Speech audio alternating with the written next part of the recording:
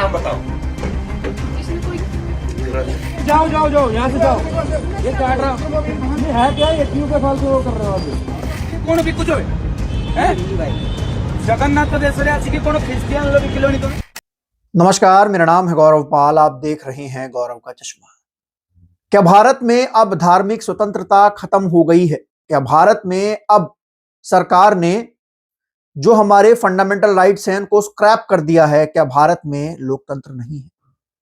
ऐसी खबरें तो मुझे नहीं मिली कि सरकार ने ऑफिशियली कुछ ऐसा किया हो, लेकिन इस समय जो हमारे देश में घटित हो रहा है उससे यह साफ सवाल पूछा जा रहा है कि देश में अब धार्मिक स्वतंत्रता नहीं है।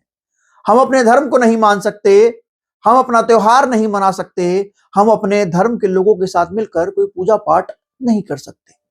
ऐसा हो रहा है इस देश में।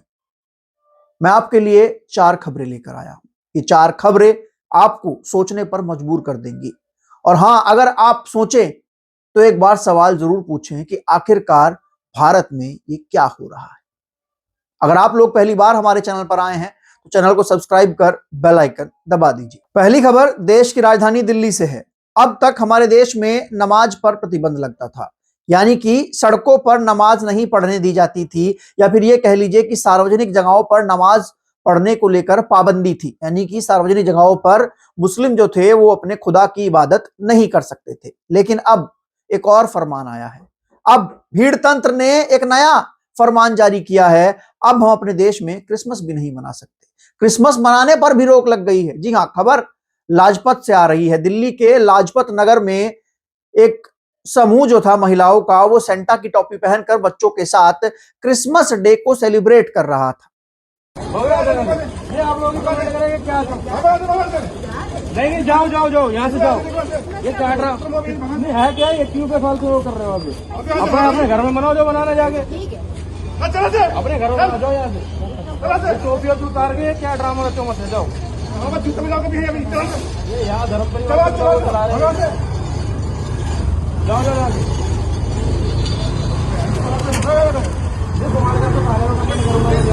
देखो क्या ये देखो लिख के रखा है इन्होंने। ये देखो ना, क्रिसमस डे और क्रिसमस पूरे देश में मनाया जाता है, पूरी दुनिया में मनाया जाता है। ऐसे में एक नफरती झुंड आया और उन लोगों को वहां से खदेड़ने लगा और कहने लगा कि ये सेंटा पेंटा टोपी पहन के अपने घर में क्रिसमस मनाओ, यहां पर क्रिसमस नहीं बनाना है। आप समझ सकते हैं, हमारे देश में हमको आर्टिकल 26 जो है संविधान का, वो हमको आजादी देता है कि हम अपने देश के भीतर अपने धार्मिक त्योहारों को मिलकर मना सकते हैं। और ये भीड़ आई है, ये त्योहार मनाने से मना कर रही है, डरा रही है, धमका रही है, वहां से भगा दे रही है। शायद अगर ये लोग वहां से ना जाते, महिलाएं वहां से ना जाती, तो ये भीड़ उनके साथ कुछ गलत भी कर सकती थी। लेकिन देश की राजधानी दिल्ली में ना प्रधानमंत्री को फर्क पड़ता है, ना दिल्ली पुलिस को फर्क पड़ता है, और ना ही दिल्ली की मुख्यमंत्री को फर्क पड़ता है। क्योंकि ये गुंडे कौन है? मैं उन्हीं से पूछता हूं, ये गुंडे कौन है जो हमको हमारे संवैधानिक अधिकार मानने से रोक रहे हैं? दूसरी खबर कांकेर से है। छत्तीसगढ़ के कांकेर में एक चर्च को जला दिया गया है। जी हां, चर्च को जला दिया गया, जिसके पीछे का कारण बताया जा रहा था कि वहां पर क्रिश्चियन कम्युनिटी और वहां की जो हिंदू आदिवासी कम्युनिटी है उसके बीच भिड़ंत हो गई क्रिश्चियन कम्युनिटी के एक व्यक्ति को दफनाने को लेकर। गांव में जब क्रिश्चियन कम्युनिटी के एक व्यक्ति को दफनाया गया तो वहां पर क्रिश्चियन रीति रिवाज फॉलो किए गए, और उसकी वजह से वहां पर हिंदू आदिवासियों में और क्रिश्चियन आदिवासियों में इस बात पर झड़प हो गई कि यहां पर क्यों दफनाया गया है। उन्होंने बवाल कर दिया। जो बॉडी दफनाई थी उसको कब्रिस्तान से निकलवाया गया, पुलिस लेकर चली गई, और मामला इतना खराब हो गया कि वहां पर नफरती तबकों ने मिलकर चर्च को जला दिया। पुलिस भी कुछ नहीं कर पाई, पुलिस भी खड़ी देखती रही। चर्च का जो प्रेयर हॉल था, जो छोटे से घर में एक चर्च बनाया हुआ था, उसको जला दिया गया, तोड़फोड़ की गई, इसको तोड़ दिया गया। ये कहां पे हुआ? ये छत्तीसगढ़ के कांकेर में हुआ। वो लोग क्या कर रहे थे? वो आर्टिकल 25 के तहत अपने धर्म को मान रहे थे, अपने धर्म के रीति रिवाज को फॉलो कर रहे थे। आर्टिकल 25 से 28 हमको हमारी धार्मिक आजादी देता है। आर्टिकल 25 और आर्टिकल 26 के तहत वो अपनी धार्मिक मान्यताओं को मान रहे थे, लेकिन उनको ये करने से रोक दिया गया और पुलिस भी कुछ नहीं कर पाई। पुलिस ने भी जो क्रिश्चियंस थे उनकी धार्मिक मान्यताओं को रोका और ये कहा कि सामने वाले भड़क जाएंगे।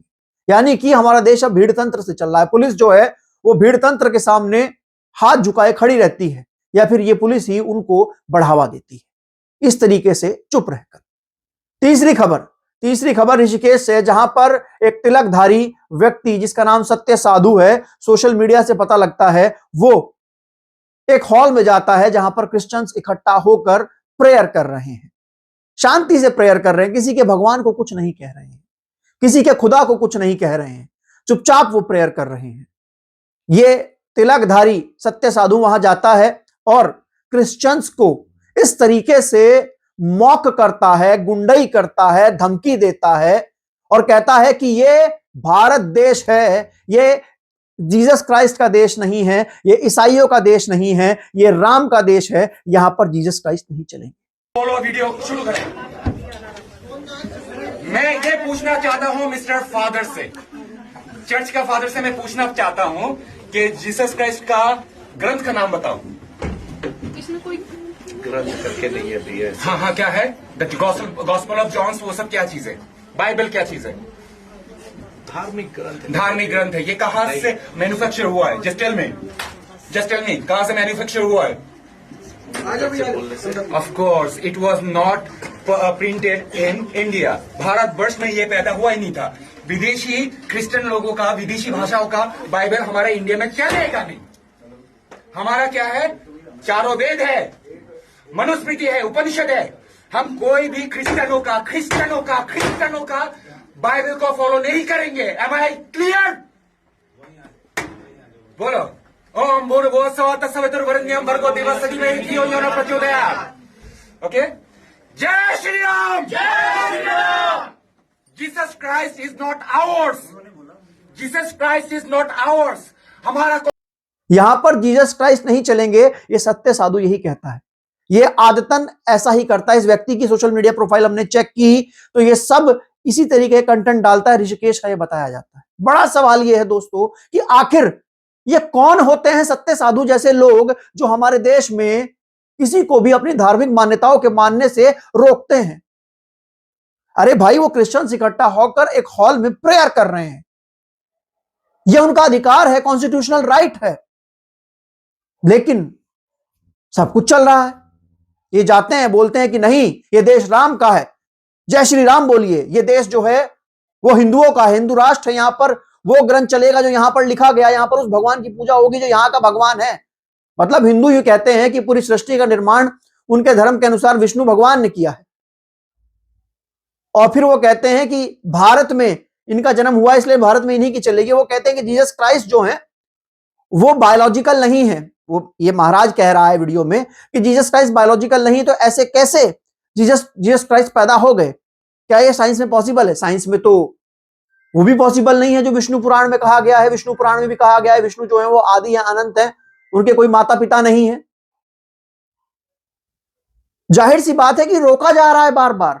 और कौन रोक रहा है? एक भीड़, मुट्ठी भर लोगों की भीड़ आती है, देश के धार्मिक अल्पसंख्यकों को रोकती है, और फिर बाद में जिन देशों में हिंदू अल्पसंख्यक हैं वहां पर हिंदुओं के साथ इस तरीके की घटना होती है तो फिर यहां पर आलाप करते हैं, यहां पर रोहट रोहा करते हैं।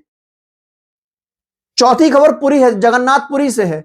जगन्नाथपुरी में एक कुछ लोग हैं जो कि सड़क के किनारे सेंटा की टोपी बेच रहे हैं। भाई, क्रिसमस का सीजन है, स्कूल में हर जगह पर लोग बाग सेंटा की टोपी लगाते हैं और त्योहार है, मनाते हैं, तो क्या दिक्कत है? सेंटा की टोपी बेच रहे हैं।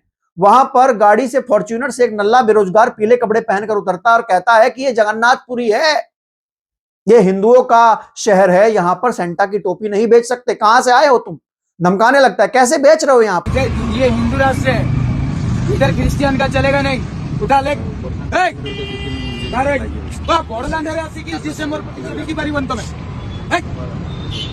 कलेक्टर पाखु नले लोकल आईसी दियो एमाने बसी पारे।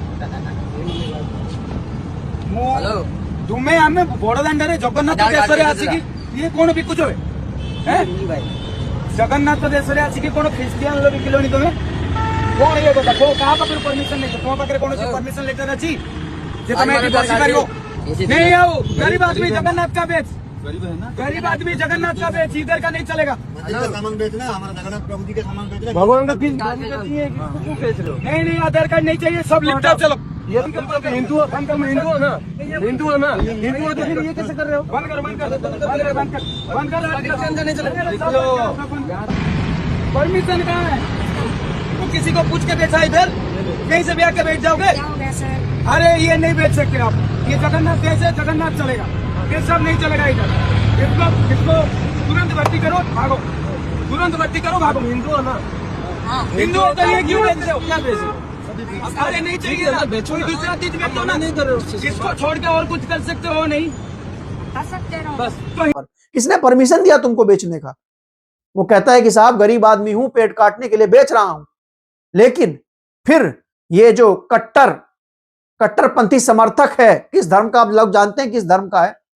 वो कहता है कि जगन्नाथपुरी में सिर्फ जगन्नाथपुरी जो भगवान है उनकी मानी जाएगी। बिल्कुल मानी जाएगी, सब लोग पूजिए उनको।